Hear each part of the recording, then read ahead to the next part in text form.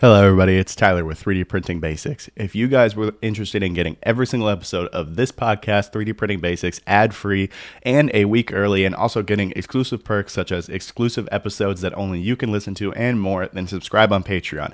My link will be down below. I would really appreciate it if you guys would consider supporting me. All the support I've already received has meant the world to me, so thank you guys so much. If not, no worries. Continue to consume these episodes for free, and I appreciate you listening regardless. So thank you guys very much for listening, and I hope you enjoyed today's episode. Hello, and welcome back to 3D Printing Basics. This is episode number 101, and in this week's episode, we are going to be going over the hidden costs of cheap filament. I know whenever we get started in 3D printing, we tend to try and keep costs as low as possible. We want to fit within our budget. You know, we're trying out a new hobby. We don't want to sink a bunch of money into it right away. And that often leads us to buying the cheaper filaments compared to something that would be more middle of the line or even more on the higher side of things when it comes to cost. But there are the hidden costs of it. And the truth of these cheap filaments is that they often come with problems that end up costing you more time and costing you more money than if you just went with the middle of the line or higher end filament to start with. So we are going to be going over that today. Please don't forget to like and follow this podcast. It definitely really means the world to me, and leave a 5-star review if you have the chance. It would definitely mean a lot to me if you did. If not, no worries. Let's go ahead and jump right into today's episode. So yeah, cheap filament. I definitely have had this problem come around once or twice, especially when I was just started getting with a business or just started turning this into a business, and cost really mattered. I was trying to watch every dime, every penny, trying to make sure that everything was going to be where I wanted it to be so that I could run a successful business. And so I started buying the cheap filament. There was this filament from China that I was buying. It was $11 per kilogram, which for those of you that don't know, it was PLA, which is still, even though it's PLA, it's a pretty good cost, a really good cost per kilogram in terms of that filament. And I was doing a large job with it. I was doing about 1,500 pieces.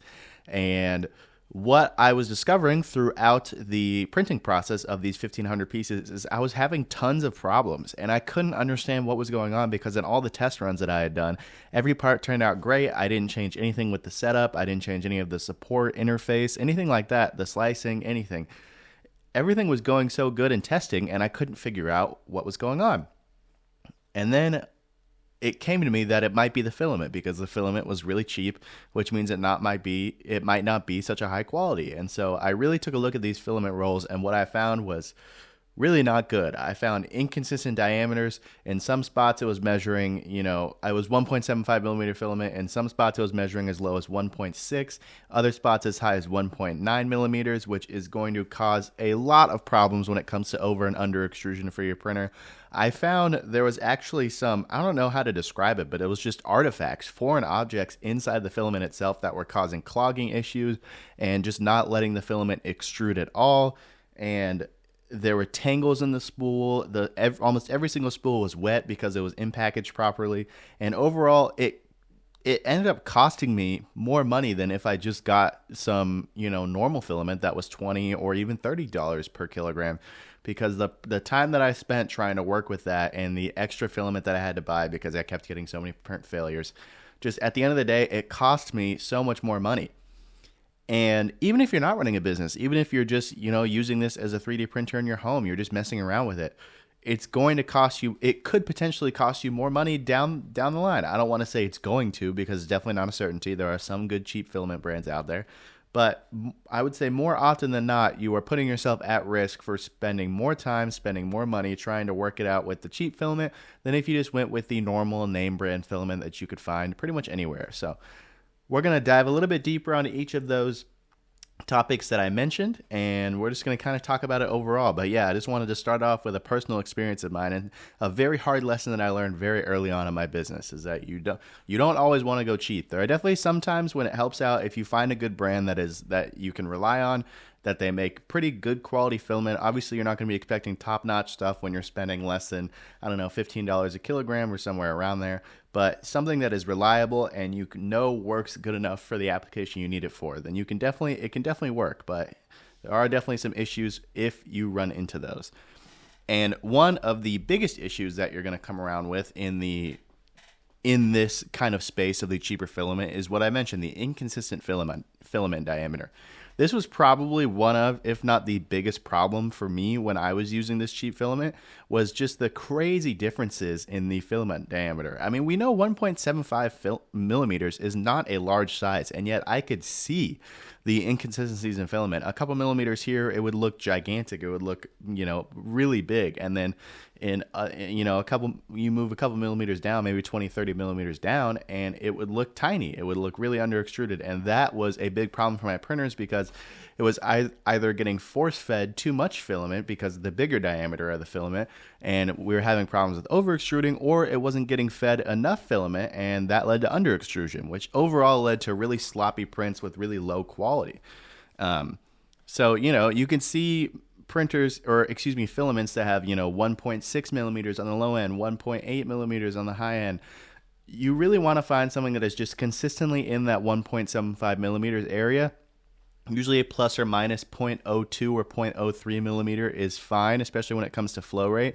But overall, you just want to make sure that you have something that is consistent as possible on the diameter side, because if not, you're going to have over extrusion and under extrusion on the same print usually, because usually if it's going to be over, it's going to be under in some spots. It's just, how the filament manufacturing process goes. But yeah, you just want to make sure that you can get it as consistent as possible so that you don't have to deal with these unnecessary extrusion issues. Another issue with these cheaper filaments, it's not with every single brand, but usually with the cheaper filaments, they aren't storing them in, humidity controlled places, temperature controlled places where filament should be stored so that when it gets to your door, it's nice and dry and ready to use. That was definitely one of the problems that I had. Was some of these were really, really wet, like they had absorbed a ton of moisture, and most of it was honestly manageable, but what wasn't manageable was the inconsistency. I would have one roll printing, it would be in the middle of a job, it would completely finish out that roll, and say that roll was at, 40% humidity, which isn't ideal, but it's reasonable. You can make it work. And then I'd put in another roll, which was at 60-70% water absorption, so that it was steaming out the nozzle, and that just completely ruined that print because of the inconsistencies that you have there. And that's going to be one of the biggest factors when it comes to the hidden costs of these cheap filaments. It's just a consistency problem.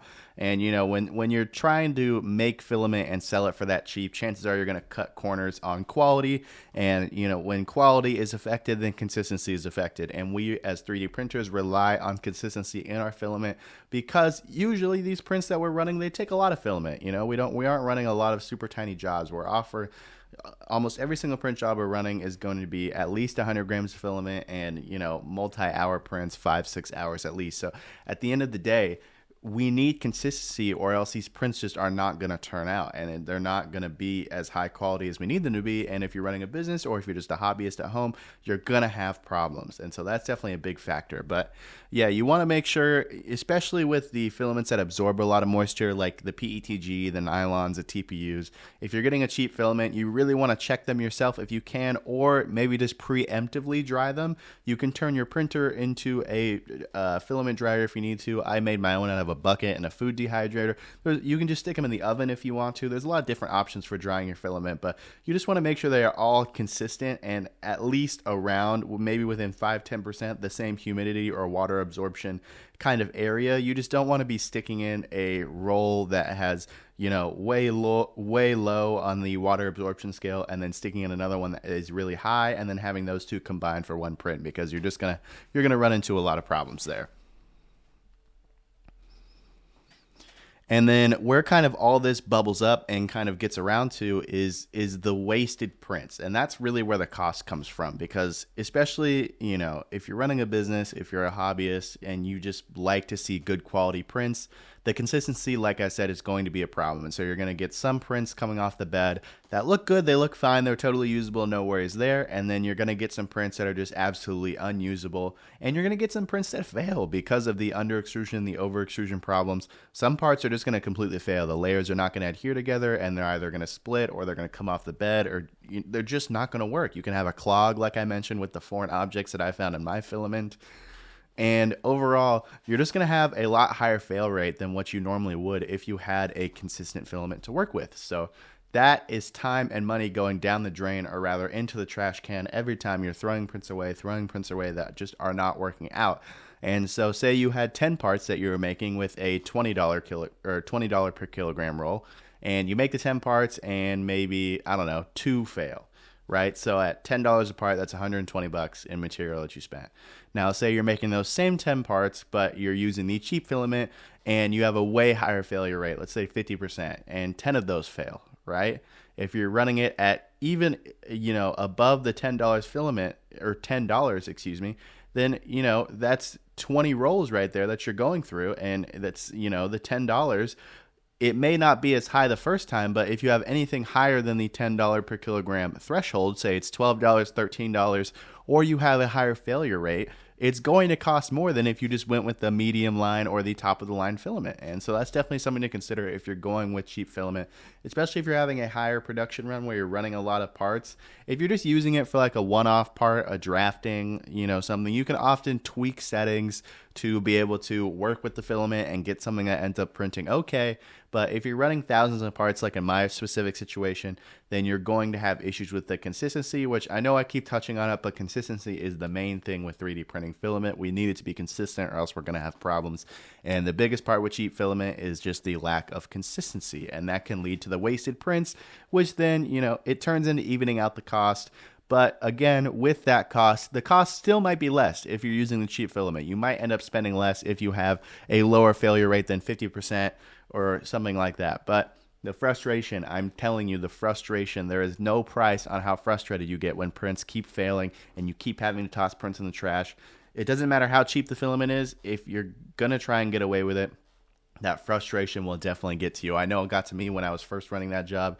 So that's definitely something to consider, is kind of, are you willing to make that sacrifice of say, hey, maybe I'll have a higher failure rate, but at the end of the day, I want to use this cheap filament. And that's totally fine if you do. If you're fine with a higher failure rate and the cost maybe equaling that of a medium line or top of the line filament, that's totally fine. I say go for it. Save that money if you can. And, I'm not saying if you get a cheap filament, it's a guarantee that you're going to have a 50% failure rate and everything's going to mess up. You might get a good line. I actually found a good line myself probably about 6 months ago. It's a little bit more expensive, about $13 per kilogram.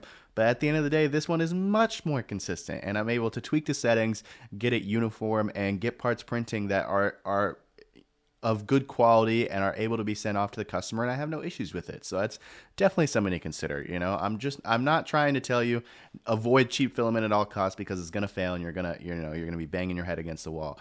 Just if you get cheap filament, just check out a couple lines, try them out. Figure out what you like, what you don't like, what you're looking for in the cheap filament, and what you can afford to maybe not have when it comes to the quality assurance. And just find that kind of happy medium that you're looking for. And cheap filament can be a really good resource for you to use, because at the end of the day, you would be saving tons of money if you are able to get the fail rate, around normal, what normal printers are.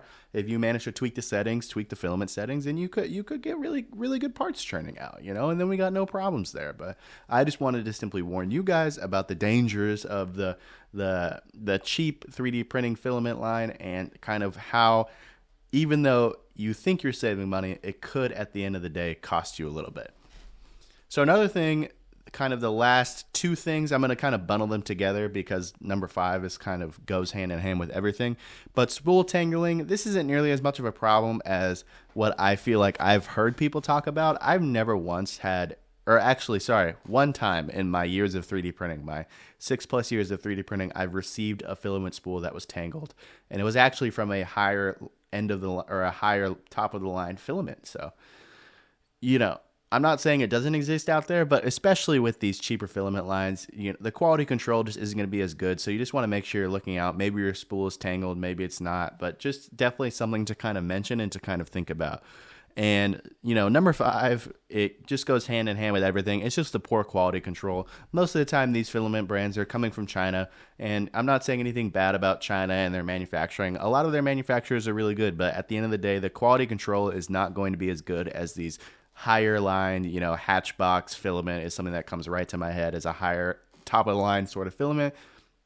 They have really good quality control. They emphasize that they have their plus minus 0.02 millimeter diameter consistency checks. And, just at the end of the day, if you're getting a cheaper filament brand, that is not going to be something that you're going to be afforded. And so, like I said, it just kind of comes down to what you're willing to sacrifice and what you're willing to accept in order to save money on your 3D prints. But with that being said, that's all I have for you guys today. I hope you guys were able to learn something about kind of the hidden costs of 3D printing. And